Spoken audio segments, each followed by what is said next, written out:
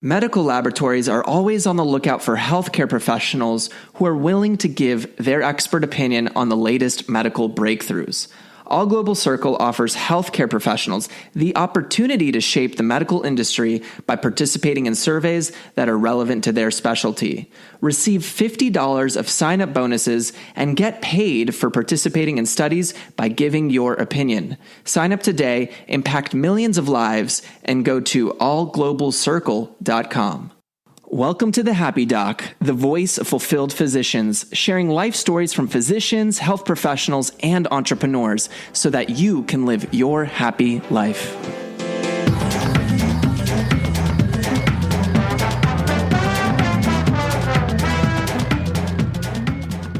Hello, everyone. Welcome to the show. This is Dr. Taylor Brana, and today I'm with Dr. Harvey Castro. Harvey, thank you so much for being on. Thank you. I appreciate you having me. Amazing. So, Dr. Harvey Castro, I've read up on you a little bit, and I have to say you've done a lot of work in various areas. So I know that you're an emergency physician, and you've been doing that for quite some time now. What got you interested in medicine? Wow.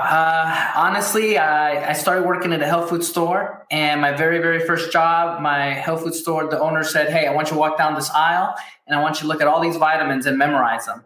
And so I literally memorized them, and I learned so much of just nutrition. And the best part of it, I would have the elderly come in and say, "Hey, I need 3 ounces of this herb or 10 ounces of that." And I would ask them, "What are you using this herb for?" And so before I knew it, I learned all these nutrients and vitamins and how to use them. And I actually started my first business at age 16. And I started telling my friends and family what vitamins they needed to lose weight, to sleep. And then I started thinking, I'm like, wow, if I could do this for others, what if I knew the science? What if I became a doctor and started doing more than just vitamins and herbs and use the alternative medicine plus medicine combined and become a doctor? And I thought, man, this would be amazing. And so that's how I ended up going to med school. I just wanted to know more science. I wanted to know how the body worked and how to use nutrition and my alternate medicine background with traditional medicine. And it was just amazing for me. Amazing. So you just kind of have this curiosity. You learned a lot about the nutrition, the vitamins, and all those things, and then you took it further. Now I'm hearing a little bit already about your early sort of entrepreneurship kind of work that you did. I'm curious, even when you were like younger than 16, when you were a child, did you ever start to already sell things or build little businesses? Was there ever an early interest there? It's kind of crazy. Yes. I guess in theory, my very first job was delivering the New York Times in New York City. And I would get extra newspapers to get more customers. And instead of getting new customers, I literally would go before school. I'd go to the subway station. At the time, the newspaper was 35 cents. So I remember selling it for like 25 cents for the New York Times. So I get a quarter. And I would sell, whatever extra newspapers I'd have and then make a couple extra bucks every day before going to school. So then at that point, I was like, I was always constantly thinking, how can I do business? How can I do things better at a really early age? Yeah, well, that's awesome. I had no idea, of course. I'm curious, at that young age, right? One of the things that I think is very hard for people in business, especially when you're starting out, and I know this from experience, is selling. And on top of that, receiving no's, right? So I'm sure when you were selling the New York Times and all of that, you got told no a lot. How did you deal with that as a kid? That's so true. It's one of those things that you fear. You fear rejection. You fear change. I try to avoid the confrontation to some degree. I would have a little sign that says New York Times on sale for 25 cents. And I would write 35 and put an X and put 25, only 25. And so people would come by and be like, "Oh, just a quarter." And I could see them, "I don't have a quarter. Can I just have 4 papers?" Or just, they could see I was trying my best. But I do remember being told no. And do you want a paper, sir? And they'd look at me like, no. And it was kind of hard when you're a little kid. And as an adult, it doesn't get any easier. Sometimes it's harder as an adult. When you're a kid, you don't know any better. And you kind of do kind of crazy things at times. But when you're older, it's kind of hard from a psychological point of view to be told by a peer or someone else. Yeah, definitely. I mean, look, I just think it's a very it's a process that we definitely aren't trained in. Obviously, we're going to go through this business, entrepreneurship, and all those things in medicine. But I think if we don't learn that early, it can be really a difficult thing for some people.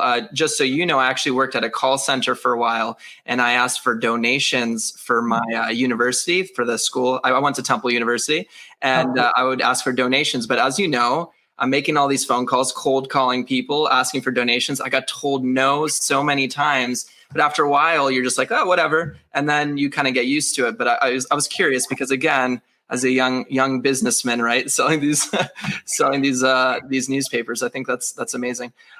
So let's fast forward a little bit. You have that interest in medicine, and you went ahead and went to medical school. What was your medical school experience like? I was at the time, this is common now, but at the time there was a big interest in problem-based learning. So they picked 24 students of the medical school class, and I was one of the 24 that did 100% problem-based learning from day one. So it was really nice. I didn't have to go through anatomy and physiology the traditional way. We learned it through problem-based learning. So that was different, and again, it was kind of that fear factor. Everybody's like, what are you doing? This is an experiment. Aren't you scared if they mess this up that they're going to mess you up? And I was like, actually, no, not at all. I think this is good. But again, if I let the fear in me get the best of me or getting scared, I probably wouldn't have done it. And so, I always talk about my why. Why do you do all these things? Why'd you start a business when you were 16? Or why'd you do all these things while in med school? In med school, I actually would take these cliff notes and make these really strong bullet points and actually sell it to my classmates for different classes and different rotations that we had. And I actually called them deep pocket series back in the day, because when we were medical students, remember the big deep pockets? And I would pull out my notes when I would present, and I would have all these factoids or high yield information. But that strong why made me push myself that way. When I was in med school, I actually had a corner at Major's Bookstore in Houston, Texas. Basically, I spoke to the manager and I said, hey, let me review your books for free. Let me have my own corner. And at the bookstore, I called it Harvey Castro's Corner, medical student. And I would pick out every rotation and what the top books were, what was selling, what wasn't, and why. And I would have a summary that students would come by the bookstore and read my summaries, because this was really before the days of the big internet. And they would kind of flip through, and he would tell me, man, can you print that again for me or send me another copy, because people are stealing them. They really like this Cliff Notes just of you talking about which books and why. And so, again, out of the box thinking, I got books basically for free. So if I did physiology, micro, you name it, I was able to get books and kind of go through which ones I wanted. And I'd pick 3 or 4 in every subject and then kind of review them and then put them on that corner. And for years, until that company, somebody else came and bought it, I had a little corner called Harvey's Corner for books. And I guess I was in theory another business. I wasn't getting paid anything financially directly. I was getting indirect, which was amazing. I was getting all these books. And so when friends would come over, it'd be like, man, you have like a library at your house. Because I didn't stop there. I went to Lippincott, Williams, McGraw-Hill, all the big guys. And I actually would have seminars with them and tell them how they should make books and how they should review books. So if you look at old book reviews, I'm actually in the chapters of pre-test and a lot of the common books. And so they would give me all this information and say, Harvey, what do you think? And I'm like, we need to start going to the digital age. So I was pushing them back in the day. Back then it was Palm Pilot was the big thing. And I was like, we need to transfer everything into digital. We need to keep up with this. And then back then I was working with PepEd for emergency medicine, just kind of giving them topics and doing review material and helping them with their material. So my medical student experience was kind of crazy in that I was working really close with all the major bookstores, major distributors. I had all the all the editors' phone numbers that I would talk to and tell them how to design and how to flow through the book and make it easier for the student. And looking back, it was kind of crazy, but actually good, because I actually got to influence how the books were being written for us. Wow. Did you go to class? Well, that's a good point. It was all problem-based learning. So we would have classes and then the rest was like, here, go learn it. So it was great. Oh, that makes sense. Libraries. So I would literally open the same chapter in 3 different books and look at diagrams and how it's being delivered and how it's being taught. So I would literally look at all 3 and be like, ooh, this picture right here is the best. And this is what I'm going to memorize. And then it was I almost felt like I was cheating because I had all this information coming at me, and I was really good at looking at pictures and flows and which one to explain. And I would read it different times, different ways. I'm like, oh, this is the book right here. So it kind of gave me an advantage. And since it was all problem-based learning, as you know, it's what we do every day. I was really strong with clinical issues or problems because I could see it and understand it. Well, it's interesting. I didn't even think about it this way, but in some ways, you going into PBL probably made it easier for you to continue to develop your entrepreneur skills and develop your connections. And I think obviously, if you had pure didactics and the lecture material and all that stuff, you wouldn't have had these sort of early experiences in medical school. And I think it's just so interesting, again, because like a lot of medical students are super strapped for time. They're only focused on school, and they don't really get the chance to sort of do any of these sort of extracurricular or additional sort of things. But I will say that with a caveat, which I think it sounds like it's part of your personality. You just sort of end up getting into these things through your curiosity and your natural way of looking at the world. Like who goes out of their way to make these summaries for other students, like you saw an opportunity and you just started to like do this because you knew it was going to be helpful for other students to know more about these books. And then they started asking for more. And as you know, with business, maybe there's an opportunity there, right? So it just looks like, and correct me if I'm wrong, it just looks like this is sort of like naturally something that you do. It is. And you're right. It almost, I hate to say it comes natural, but it's just the way I see things. I don't see it as an issue. I see it, like you said, it's like very scientific, like here's a problem, let's fix it, let's address it. But I think one of the key points of being an entrepreneur, I think you have to think outside the box. And I love the analogy of don't look at things like an adult. Look at it like you're a kid, like there are no rules. The minute you start putting on rules, you start putting limitations. And when you start putting limitations, you put yourself in a box that you can't go out of that thinking. If you open that box and say, hey, everything's game, all of a sudden the world looks totally different. And that's how I see the things now. I truly just look at things differently than most people do in general. I love that. I'm putting you on the spot here, but out of curiosity, has there been a moment maybe recently where you had to use this out of the box thinking, and like, can you paint a picture for that? Yeah. I love my team that we have at Trusted ER. It's a company we started here in Dallas. I remember vividly sitting there thinking, okay, we're in March, and thinking, you know what, the way things are going, this is back then. I said, we need to adapt. This was during a board meeting. We said, we need to look at this COVID-19 as something that's not going away. We need to look at this and how can we adapt to this disease now? And how can we do business different than the next guy? And what can we do that everybody else isn't thinking of? And since we're small yet big, what can we do for our community to make an impact? And so immediately we came up with several things. One, telemedicine everybody was doing, but this is back in March. We said, okay, let's create our own testing center. Let's create our own COVID outpatient testing center.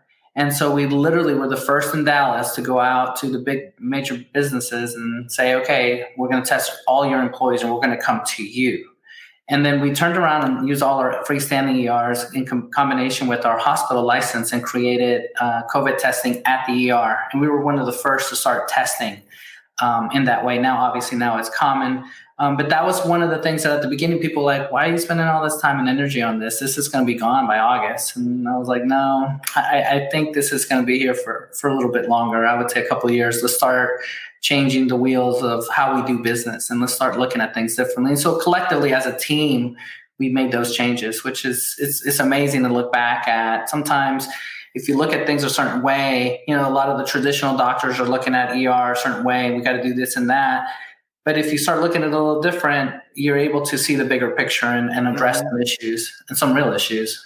Yeah. And, as you're saying that, I remember reading your profile a little bit. Something that stood out to me about the work that you do is you're not the type of person to really sit on the sidelines and twiddle your thumbs and sort of think about it. I think, and again, this is something that falls in line with entrepreneurship, is you need to see the future and you need to sort of anticipate and create a vision and then attack it before something happens, right? Because the advantage of any business is to be ahead of the curve and to be the one that's creating sort of the opportunities for people. And it sounds like that's sort of what you did recently.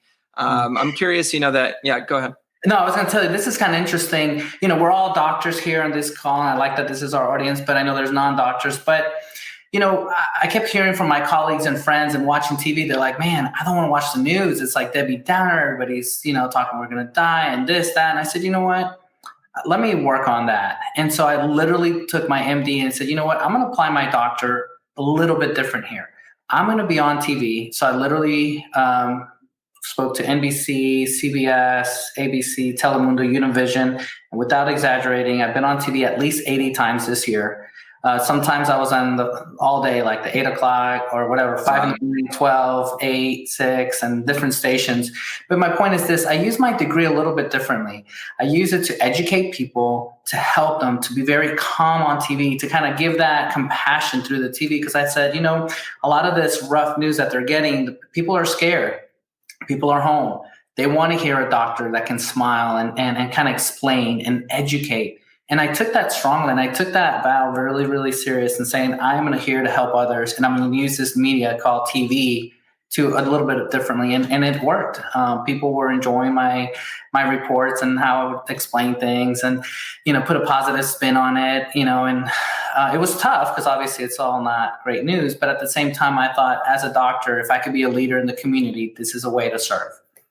And I love that because, look, I mean, and I talk about this on the podcast a lot too. We can't change reality, right? Mm-hmm. We can't change the current, pandemic. But what we can do is, like you said, especially with your expertise and knowledge, we can lift our community with the right knowledge, with the right tools, and let them know, what we can do, what is available, where can we still grow, even with, what's happening right now. And so I love that you're using your degree, like you talked about, to create those opportunities and to educate the population. Now I'm curious, like with the TV and everything, obviously you didn't start there, right? Mm-hmm. So what were some of the steps that you took in order to start to, not just entrepreneurship and all those things, but what made you feel confident to start to grow your career into that kind of public speaking role? Yeah, that's a tough one. I push myself a lot. I take pride in things that I've never done before. And I look at it and say, you know what? I can either be fearful or I can look at the fear and make this a benefit and improve. I remember the first couple of times in residency, I got lucky enough to be on CNN one time. And I'm like, oh my gosh, I'm going to be on CNN. This is scary. Like millions of people are going to see me on TV. But then I thought, here's an opportunity to really grow as a person. And so I think that challenge really pushed me. It really pushed me to say, I'm going to do better. I'll never forget, I got criticized, and criticism is awesome, but I remember getting criticized from someone that, is close to me in the sense that from a business side of view, and said, hey, you did this, and that wrong. And I was kind of sad inside. I was like, man, I feel like I got rejected and I'm trying my best. And so then I said, you know what? Thank you for being honest. Thank you for telling me to work on these things, and I'm going to work on them. And then luckily for me, COVID hit for me in the sense that I was able to be on TV easier. And so I really worked on my delivery, my time. And now I don't freak out anymore when I'm on TV or when I do something, because I actually enjoy it. And it becomes easier the more you do it. Just like medicine, the more and more you see certain patients, the more and more you're like, okay, I got this. I've done this a million times. So I think I answered your question there. Yeah, you did. No, I look, we're on live right now, and you said, let's do this thing, right? So yeah. You're up for the challenge, and it is very nerve-wracking, right? Like we can say something stupid right now and it would feel terrible. But hopefully we don't, right? But yeah, it is a little scary to do that. I want to go back to what you said earlier, which I thought was a great statement.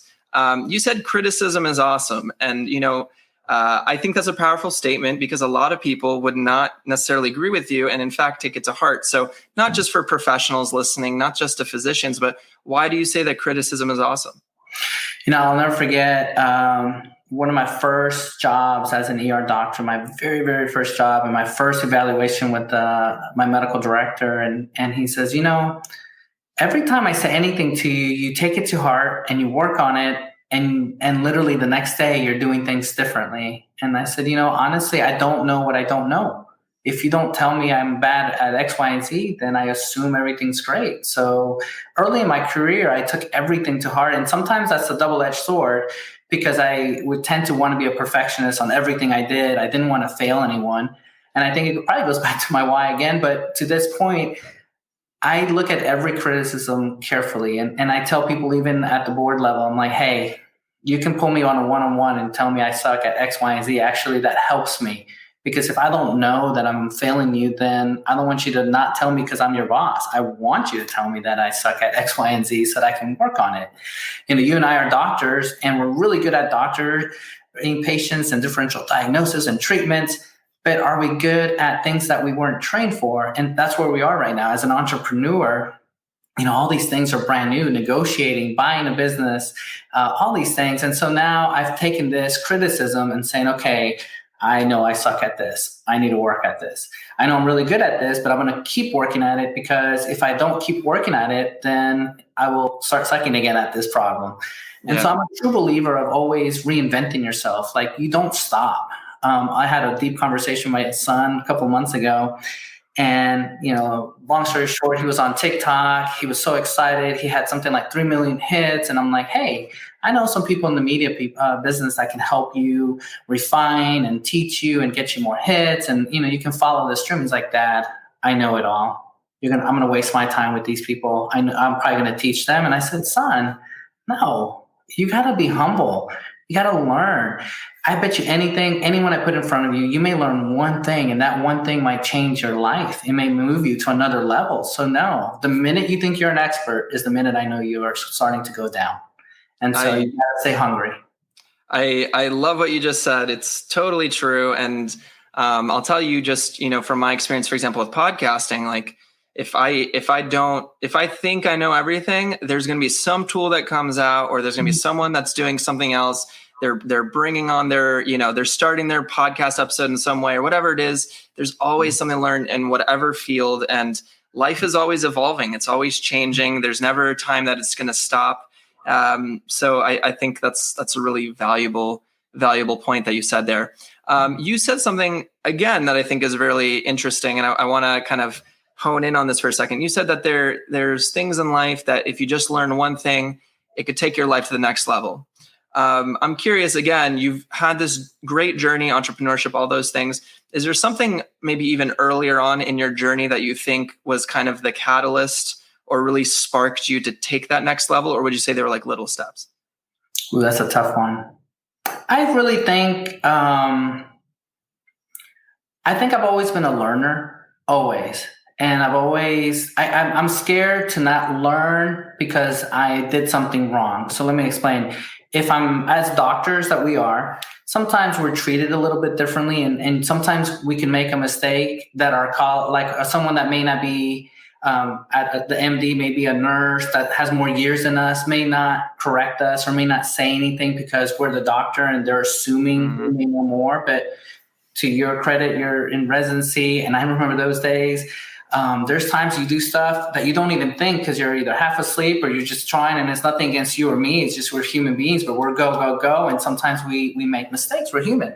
And so early on in my career, I said, I want to make sure that I don't ever make any mistakes because I intimidated someone. So I look at every problem, every situation with the patient, and I do a huddle with my nurses and say, okay, let's take this. This is this. Does anybody agree, disagree? Tell me your yeses or no, and just speak freely.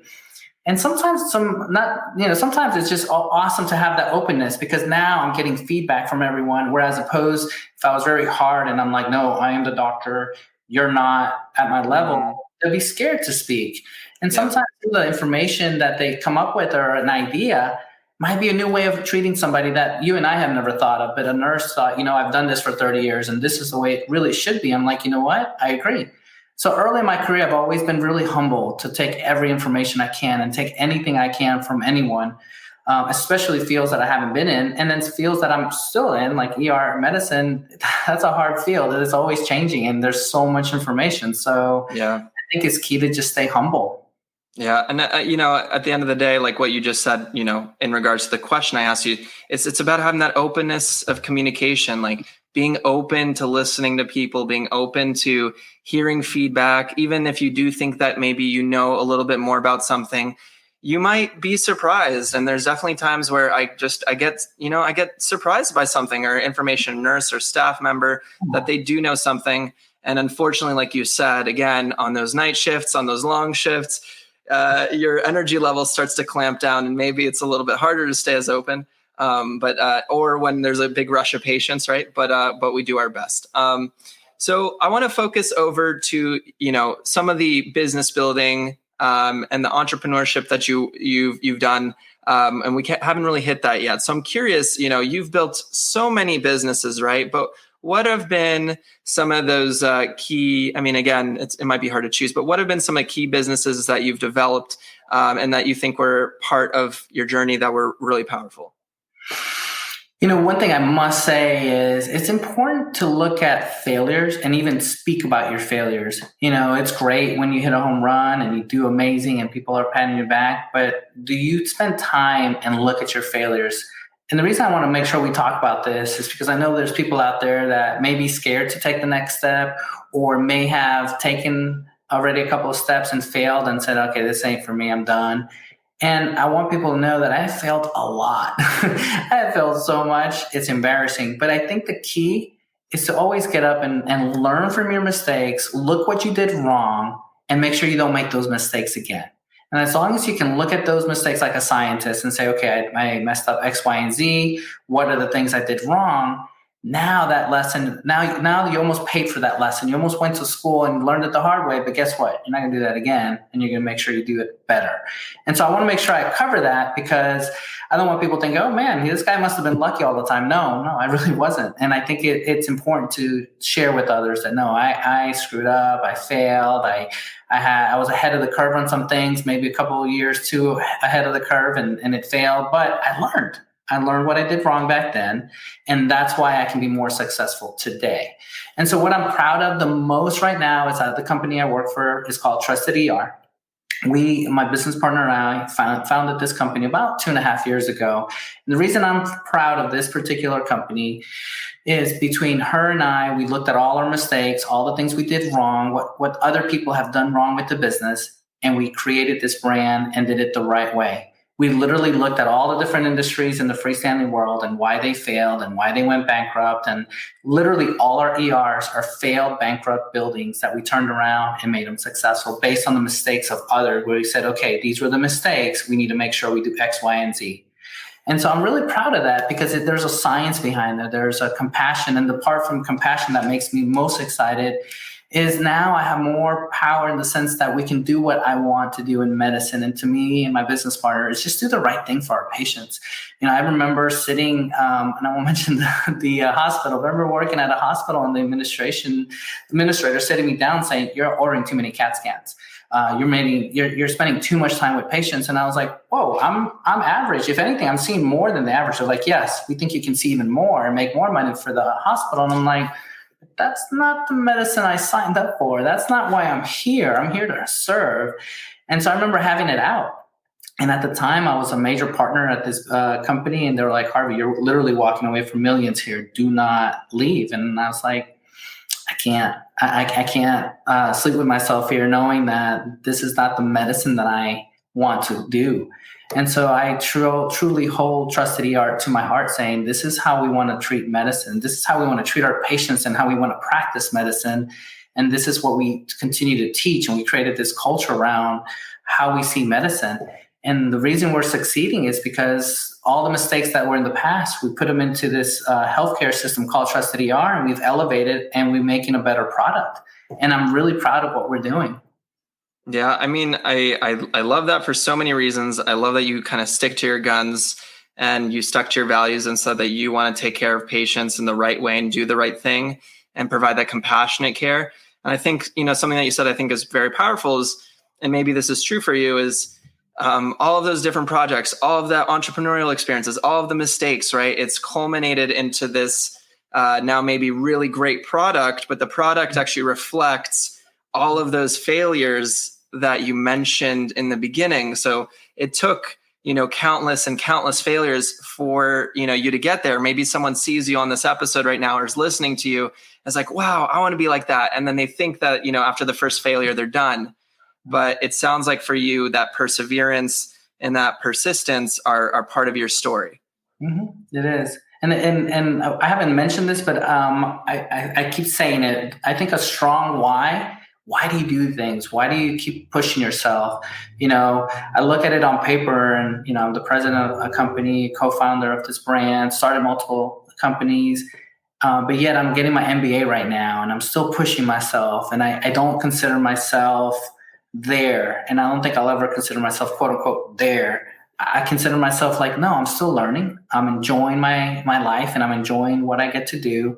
And I'm just going to give it my all. And, when it's not good enough or when it's time, I'll look at the next stage. But right now I'm in this and I'm enjoying it and I'm giving it my heart and soul. And I feel like I'm in the right place. But it's my strong why of how I grew up and my principles and what happened to me as a kid that keeps pushing me to keep doing better.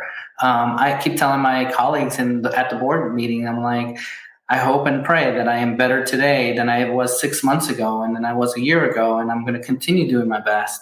This year, one of the themes was being on TV a lot and public speaking and being on camera. And that was a challenge. But I've enjoyed it and I've taken it in and I've learned a lot of things about lighting and talking to the press and Zoom and all these things. But it's been fun. Not something common for doctors to learn, but it's the new way. It's the new way of doing things now. Yeah, absolutely. And, I have to commend you. You've been putting in the work. You found me. You've been going on so many different channels to really work on those skills. So I really have to celebrate the fact that you're doing that great work, which is awesome.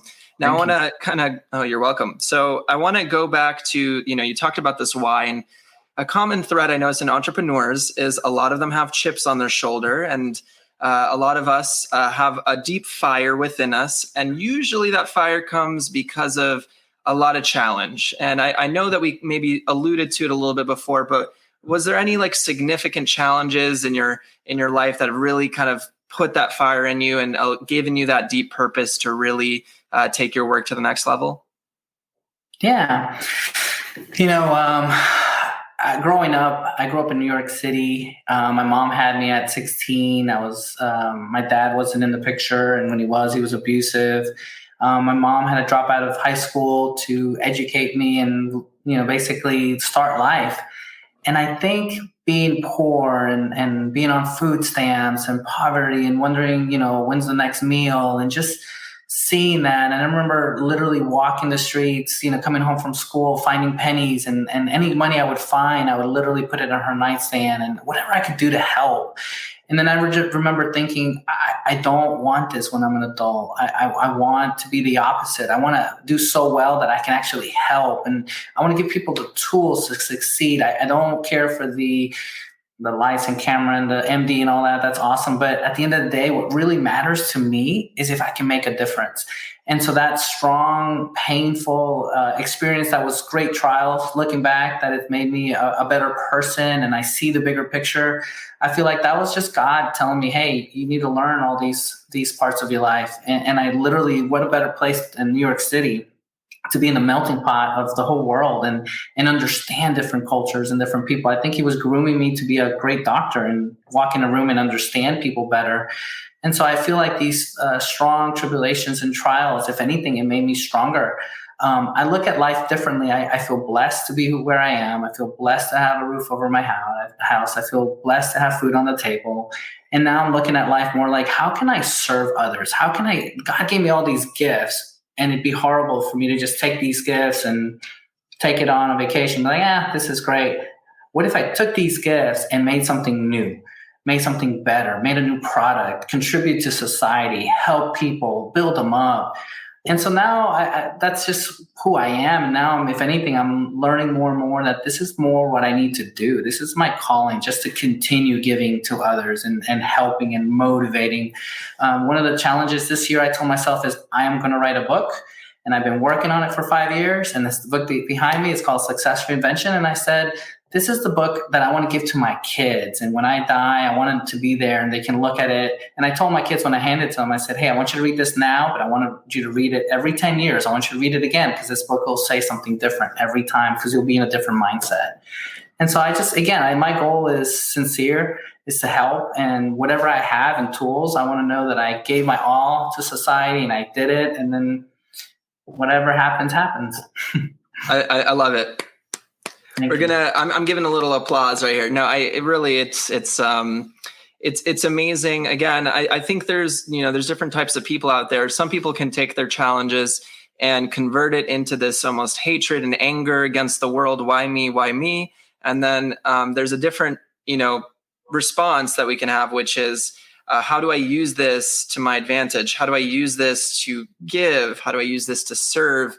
And you really did take the high road when it comes to that. And I think you're just a really shining example. The show is The Happy Doc, and I love to have happy doctors, fulfilled physicians, people who are, really inspirational. And I'm just super inspired right now. So I'm, again, I really appreciate you and your time. Now, I do want to dig into your book, but I really do think, and I'm being serious about this, I think we're just going to need a part 2, because I think the concept around success, reinvention, and I really want to even kind of go into the title and what that actually means, because I know there's definitely some success principles I'm sure you talk about in that book as well.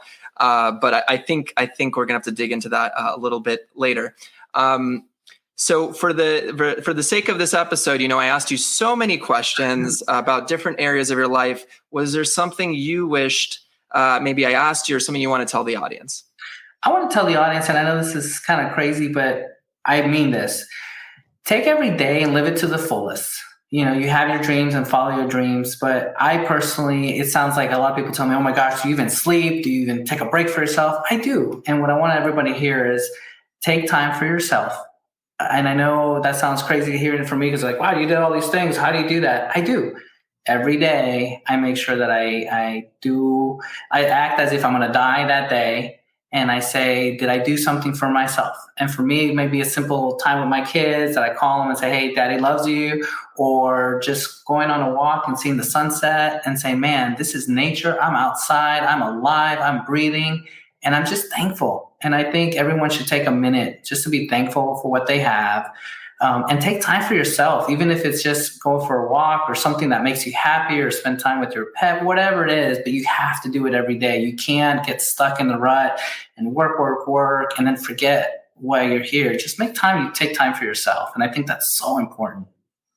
I mean, I love it. We're definitely unfortunately, a burnout and exhausted culture, especially with a lot of professionals, and it's a really valid tip. So whatever recharges you, whatever, lets you light back up and get you back into the game. Absolutely. Take that time. I love that tip. So Dr. Harvey Castro, you've been on the Happy Doc podcast. I know there's plenty of ways to reach you. What is a way our audience can reach out to you? I'm actually on everything: LinkedIn, Facebook, Twitter, Instagram, and it's simple. It's just Harvey Castro MD. So whatever you're on, /Harvey Castro MD. I'm on YouTube. So just feel free to like me on LinkedIn or friend me, and we can talk. And I'm sincerely happy to help. If I have the time and energy, and I always will, I will continue to respond to everybody and help as much as I can. For sure. Amazing. Well, thank you so much for your time. I appreciate it. And I'm looking forward to talking to you again. Thank you so much. I appreciate you taking time on a Sunday. So thank you for having me on your show. Sincerely appreciate it. Thank you. And that's the episode for today. I want to thank you so much for listening to the Happy Doc podcast. Again, this is a podcast that is going to inspire you as a physician, as a health professional, as an individual, to be fulfilled in your life. So please look out for the other episodes in the Happy Doc. If you enjoyed today's episode, please leave a 5-star review on the podcasting application of your choice. You can also reach out to us by emailing thehappydoc1@gmail.com. I'll see you on the next episode.